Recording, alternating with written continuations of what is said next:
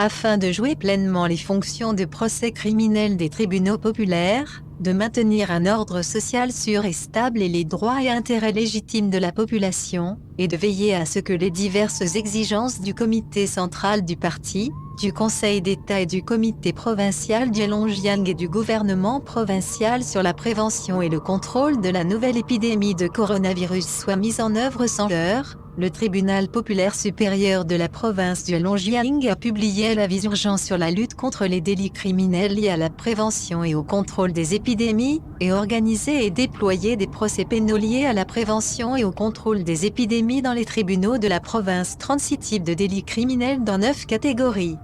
Crimes contre la sécurité nationale. 1.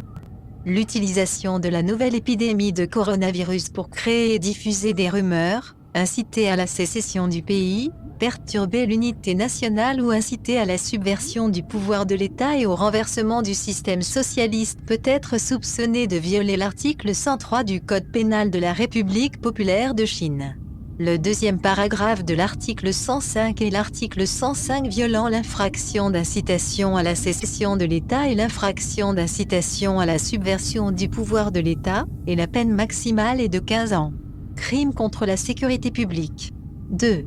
La transmission intentionnelle de nouveaux agents pathogènes à coronavirus, mettant en danger la sécurité publique, peut être soupçonné de violer les dispositions de l'article 114 et de l'article 115, paragraphe 1, du Code pénal de la République populaire de Chine et de violer les dangers par des méthodes dangereuses. Crime de sécurité publique, la peine la plus élevée est la peine de mort. 3.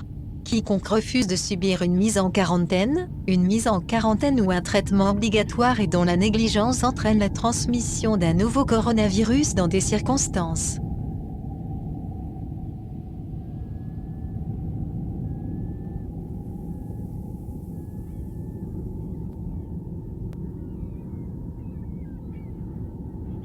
Afin de jouer pleinement les fonctions de procès criminel des tribunaux populaires, de maintenir un